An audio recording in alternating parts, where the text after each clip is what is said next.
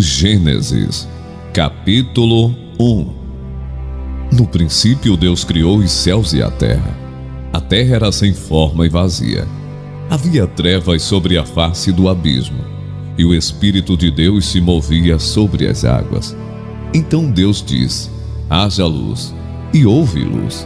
E Deus viu que a luz era boa, e fez separação entre a luz e as trevas. Deus chamou a luz dia, e chamou as trevas noite. Houve tarde e manhã, o primeiro dia. Cumprimento a todos com a paz do Senhor. Sejam bem-vindos a esse canal. Para quem não me conhece, me chamo Flávio Thor. E o título desse canal é Libertos na Mente por Cristo. E o tema desse vídeo é a certeza e a prova que Deus existe.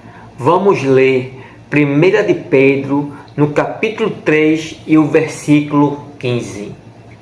Antes, santificai a Cristo como Senhor em vosso coração, e estais sempre preparados para responder com mansidão e temor a qualquer que vos pedir a razão da esperança que há em vós.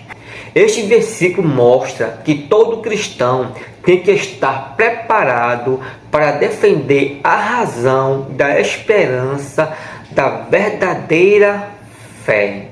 Para aqueles que não acreditam em Deus, quero dizer que a fé e a esperança de um cristão não é um conto de fadas ou que não tenha uma base. Embora que existam pessoas que têm fé sem razão e sem lógica, a fé verdadeira, meus amados, é o raciocínio lógico.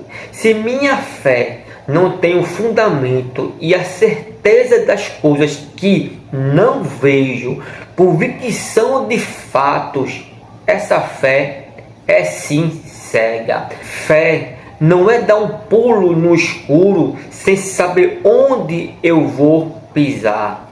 Fé é a certeza de onde eu estou pisando é seguro, mesmo sem ver.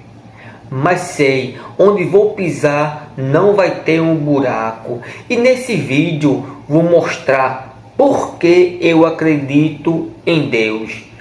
E na reta final desse vídeo eu vou mostrar que a história afirma que Deus existe, onde vou fazer duas perguntas para quem é ateu.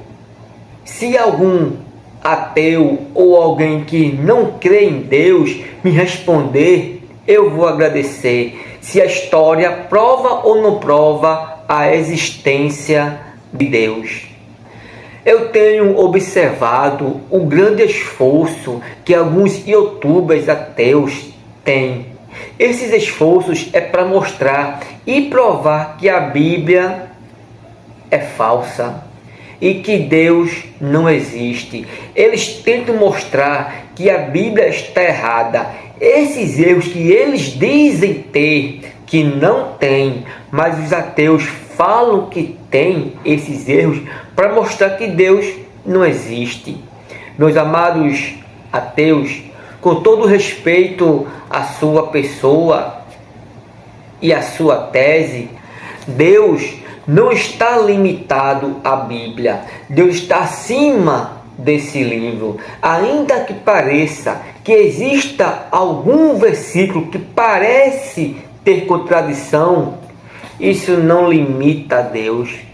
Para crer em Deus, não precisaríamos da Bíblia. Por mais que fazemos uso da Bíblia, que é a regra de fé e a prática do cristão, mas vejamos o que Paulo diz em Romanos, no capítulo 1, no capítulo 19 e 20. Porquanto o que de Deus se pode conhecer é manifesto entre eles, porque Deus lhes manifestou. Porque os atributos invisíveis de Deus, assim o seu eterno poder, como também a sua própria divindade, claramente se reconhecem desde o princípio do mundo, sendo percebidos por meio das coisas que foram criadas. Tais homens são, por isso, indesculpáveis.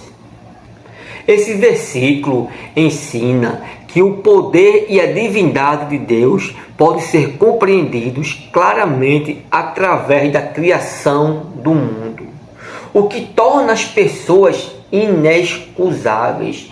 E no decorrer da história da humanidade, o ser humano sempre tentou conhecer Deus e o adorá-lo. Como a intenção desse vídeo não é falar de antropologia, mas a forma de como as pessoas da antiguidade acreditavam em Deus ou em deuses, nos mostra como esse assunto, se Deus existe ou não, é muito importante. Nós, os cristãos, temos a certeza que Deus existe. Quando um ateu ou qualquer outra pessoa pega a Bíblia para mostrar que Deus não existe, ele já está pressupondo que a Bíblia é um livro confiável. Um ateu militante, eles lutam para que a Bíblia não seja aceita por outros ateus ou outras pessoas de outras crenças, pois eles têm medo desse livro. E esse medo para que as pessoas não vejam a Bíblia como a verdade. Os ateus não creem em Deus e querem que as pessoas sigam o seu caminho. E vejo que muitas pessoas não respeitam a fé dos cristãos e ficam zombando, achando que os cristãos não lêem, não estudam e que não conhecem os argumentos dos ateus. Uma pessoa que não crê em Deus, Deus não vai deixar de existir só porque ele não crê. Ninguém, meus amados, pode provar que Deus não existe. E para começar o meu argumento, porque creio em Deus, vou usar a ciência e a filosofia. E de antemão, quero dizer que não sou cientista e nem sou formado em filosofia, mas por meio de livros e pesquisas vou defender minha fé através da ciência e da filosofia. Alguém pode dizer assim: ele vai provar que Deus existe pela ciência? Eu quero ver. E usa até de ironia uma coisa que eu sempre falei e falo, e o doutor e pastor Licurgo falou também. A forma que a ciência mostra de como surgiu o universo e o que nele há, isso só prova a existência de Deus. Eu não discordo da forma que a ciência prova as coisas, mas quando é uma teoria, a conversa e o estudo muda um pouco. A ciência tem uma teoria de como o universo teve um início. O ateu pega essa teoria e diz que o mundo surgiu por um acaso. Essa é a resposta que eles têm para provar que Deus não existe. Sobre provar a existência de Deus, esse é um tema que é muito debatido por décadas. E o que seria provar algo? Conforme a ciência, algo só é provado ou existe quando é experimentado, seja por experiência científica ou por alguma outra forma. Vou dar um exemplo. A manga existe? Sim. Mas vamos dizer que eu não conheço essa fruta. Mas alguém que já tocou e comeu vai falar as suas características, a cor, o sabor. Eu posso pegar essa fonte e provar para uma pessoa que não conheceram ou que nunca viram uma manga e provar que ela existe. Mas com Deus, meus amados, não tem como dizer como ele é, porque ninguém nunca viu Deus e nem fez experiência em Deus. Mas isso não mostra que Deus não exista. Deus é espírito, ele não é uma pessoa física. Por isso, para crer em Deus, primeiro temos que ter a fé. E segundo, podemos entender Deus conforme a metafísica. O que é metafísica? Vou tentar explicar de uma forma rápida e clara. Mas o assunto sobre a metafísica é algo muito complexo. Metafísica, meus amados, é o ramo da filosofia que estuda a natureza fundamental da realidade, do ser e da existência, indo além do que é acessível pelos sentidos e pela física. Ela aborda questões bastante abstratas, como o que existe, qual a sua essência, o significado do tempo e do espaço, a existência da mente e de Deus. O termo que significa além da física foi criado por Andrônico de Rhodes para organizar os escritos de Aristóteles. A metafísica estuda e se ocupa de conceitos que não são meramente físicos ou materiais, investigando a causa e o sentido da realidade. O filósofo Aristóteles, ele explica que um ser ou o objeto é compreendido em sua totalidade a partir de 4 tipos de causa. Primeira, causa material, que é do que algo é feito. Exemplo, uma cuba de uma pia. Ela é feita de ferro, alumínio ou de inox.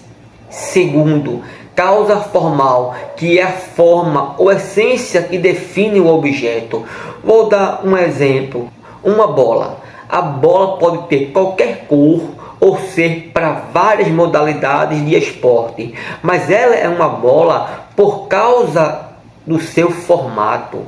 É o que define a bola. Isso é a causa formal. Se vemos uma bola em uma cadeira em qualquer lugar desse mundo ou de outro planeta, vamos conhecer o que é uma bola e o que é uma cadeira por causa do formato deles.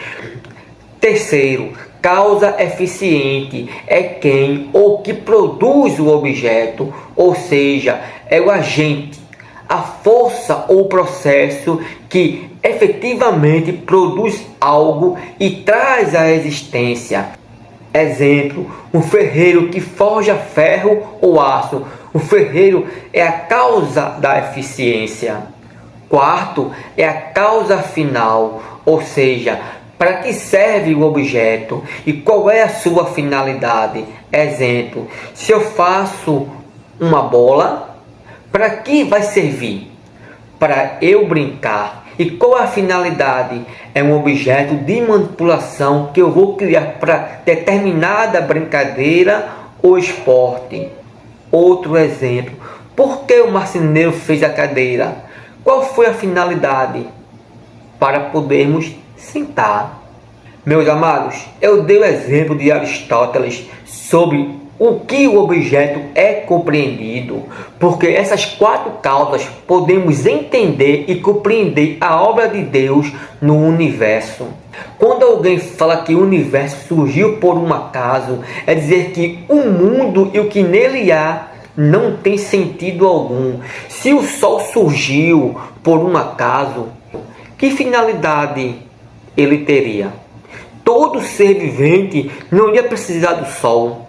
Da mesma forma se aplica à água que bebemos, ao ar que respiramos, e etc, etc e etc. Falar que o universo surgiu por um acaso é não respeitar a própria ciência. A ciência não afirma que o universo surgiu por um acaso. Tudo tem uma finalidade. Além de ter finalidade, o universo é organizado, onde vemos que tem que ter um arquiteto. O cientista Lavoisier, na sua frase, nada se cria, nada se perde, tudo se transforma. Ele fala que a matéria, em sua essência, não surge do nada, nem desaparece, ela se transforma continuamente. Ele dá exemplo da madeira se queimando. Parece que ela desapareceu, mas na verdade não. Ela só converte em cinzas, gases e energia. Quando uma madeira apodrece, ela não some. Mas em vez de olharmos para frente, vamos olhar para trás. Segundo Lavoisier, para algo surgir, ele não pode vir do nada, certo? Certo. Nesse caso, para algo surgir, tem que ter alguma coisa, algo que não foi criado, algo que já exista, que é eterno. E esse mesmo pensamento Aristóteles tinha. Aristóteles falou que a matéria sempre existiu. E se ficarmos estudando e pesquisando como algo veio a surgir, nunca iríamos ter fim nesse pensamento, pois algo surgiu porque outra coisa o criou. Um exemplo, o ferro. Do ferro surgiu a colher. Da colher surgiu o prego. E assim vai. Tem que ter algo que é eterno, senão iremos ficar no loop sem fim.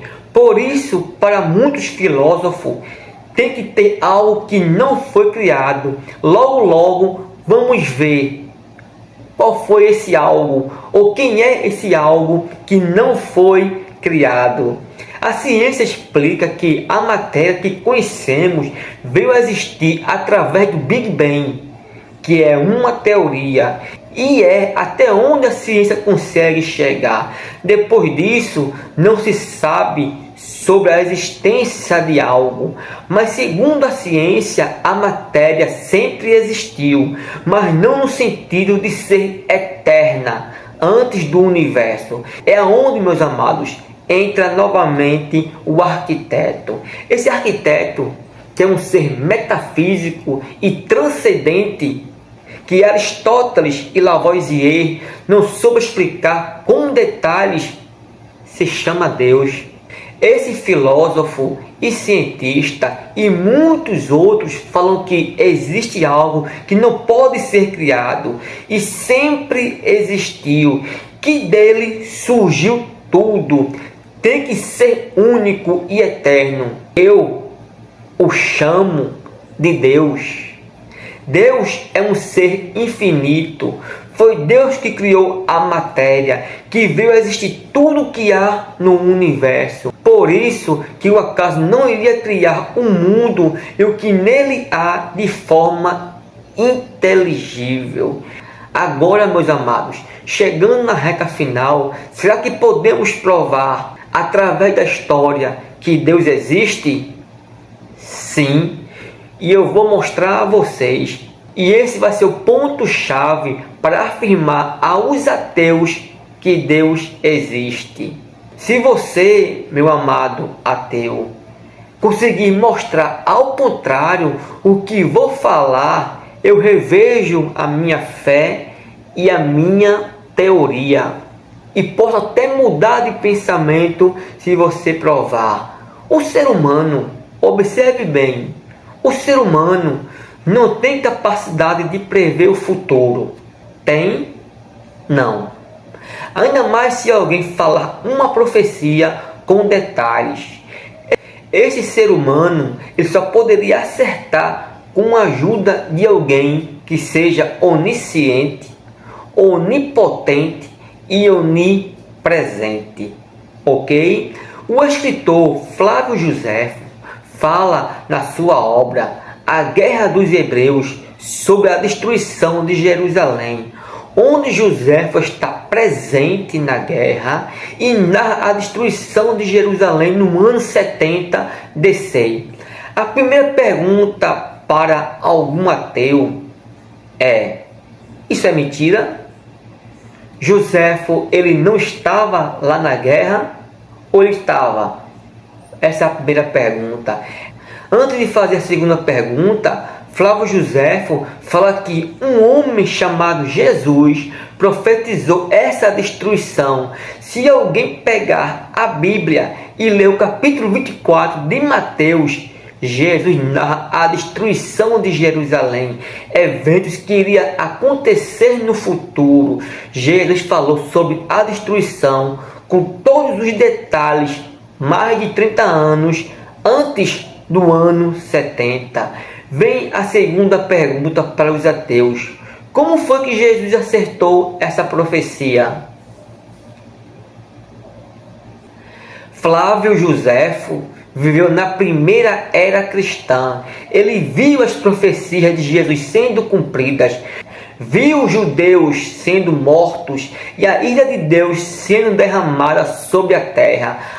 Alguém chegar a falar que isso é mentira, essa pessoa tem que ir para um psiquiatra e se tratar.